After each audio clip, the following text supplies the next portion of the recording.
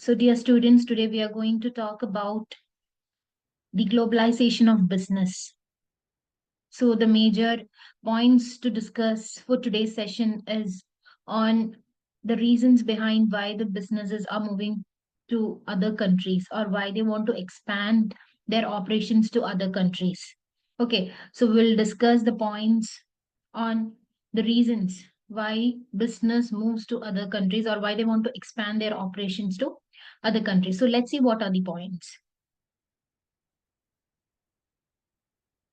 So here we are going to discuss the reasons for internationalization of the business. So as you know that the very existence of business is for earning profits, right? So you may ask why, like, whether they are not able to earn good profits in their domestic country.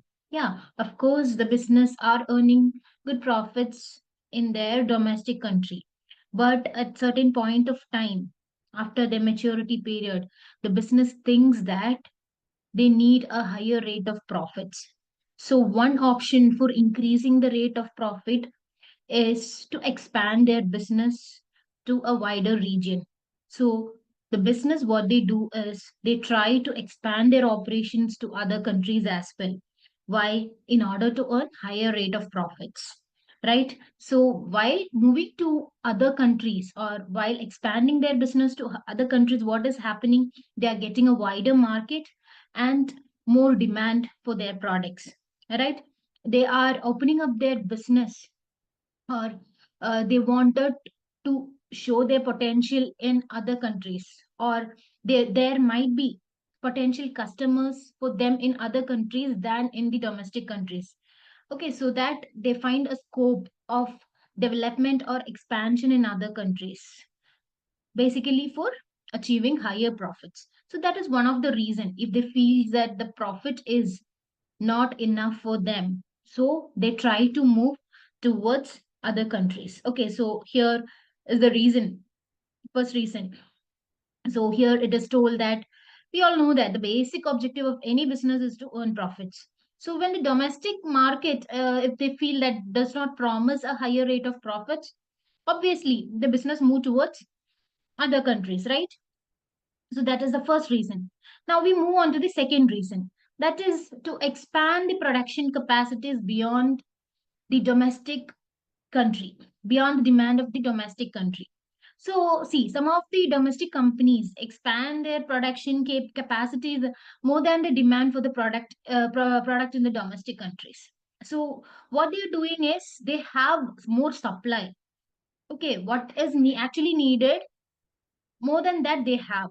So what these companies do in such cases, they are forced to sell their excess production in the developed countries. So see, they just can't waste the resources, right? So what they will do, they will, or they are forced to sell the extra or the whatever is left over, they are forced to sell in the foreign developed countries so that they can even earn profit from that. Okay, so that is the second reason. Now we move on to the third reason, like to serve the competition in the home country. Again, another reason what we can point out is that, see, the business, they have enough, if they have enough competitors in the domestic market. Okay, so just think or just assume that we are running a business and we have enough competitors and it's very hard to survive in the domestic market. So somehow they have to prove themselves, like they have to stand out from the in the competition, right? So what they do, they try to expand their business to other countries in order to earn a higher profits and in order to stand out in the market, right? So the countries that orient towards market economy since 1960s experienced severe competition from other business firms in the home countries. So this was the scenario from 1960s. And what happened to the weak companies? They could not meet the competition of the strong companies in the domestic country. So what they did, they started entering the markets of developing countries so that they could withstand the competition, right? Now, moving on to next point, that is limited home market or limited, what we can say. there is no much scope in the domestic market.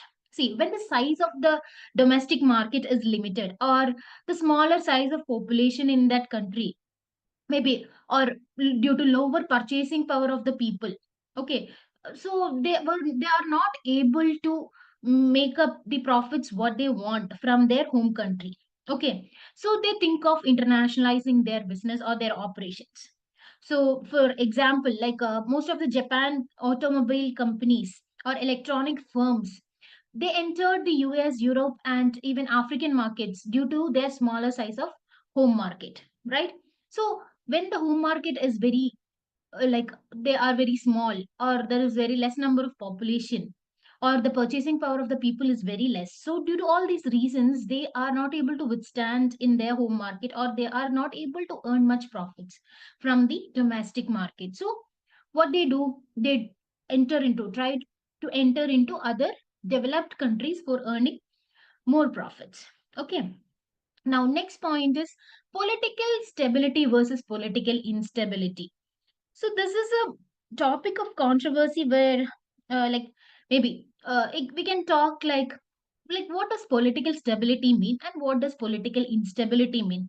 Here we are not criticizing, or here we are not opposing or supporting any of the political parties. It just means that, see, the political stability means the continuation of the same. It doesn't mean that continuation of same party in power, but what does it mean?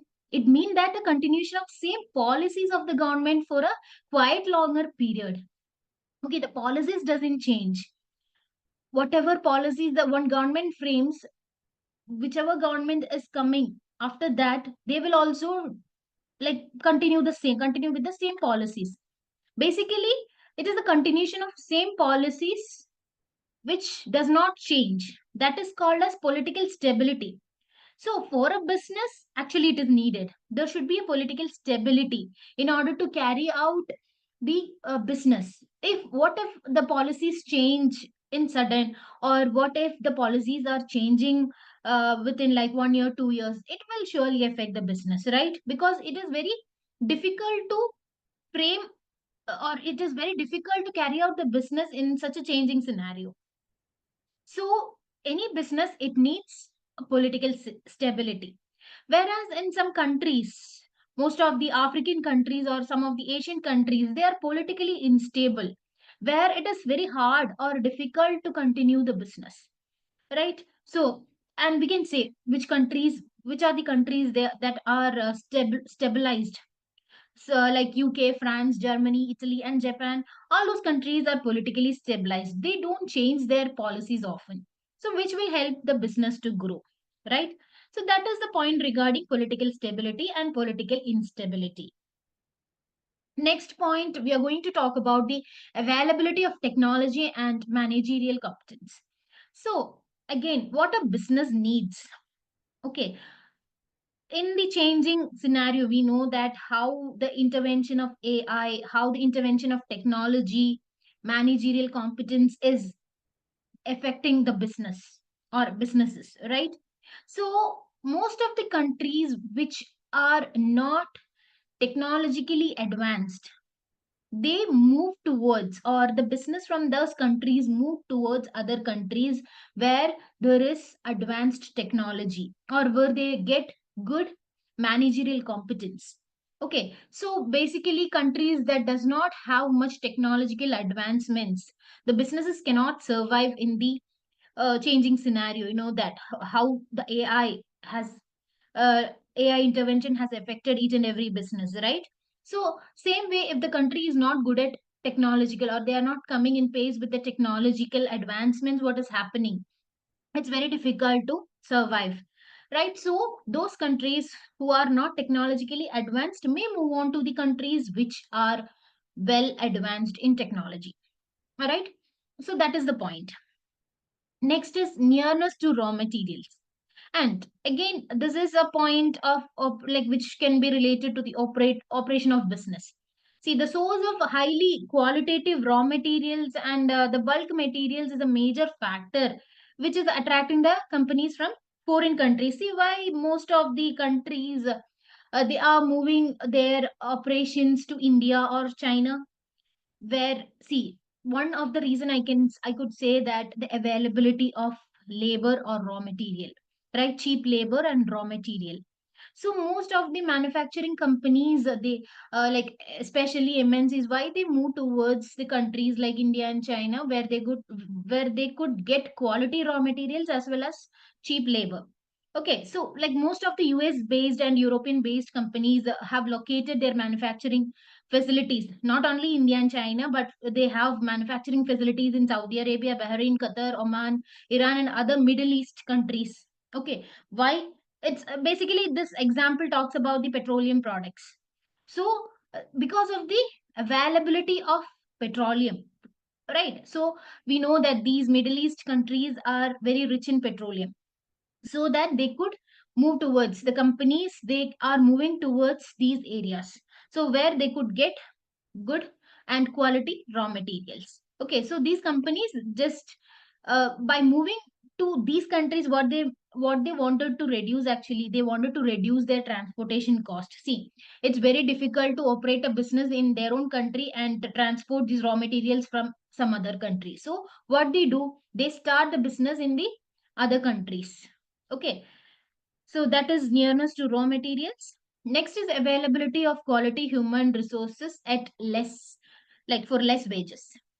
So we know that the one of the most important factor ever is the availability of human resource or labor.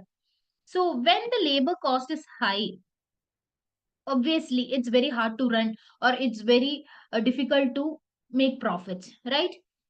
So, especially in the recent times, especially for software, high technology, and telecommunication companies, to locate their operations, like they come to India. Why they come to India, as I told you previously, like why they are focusing on India and China, or where the people are more, because they get cheap labor, right? See, India is a major source of high quality and low cost human resource.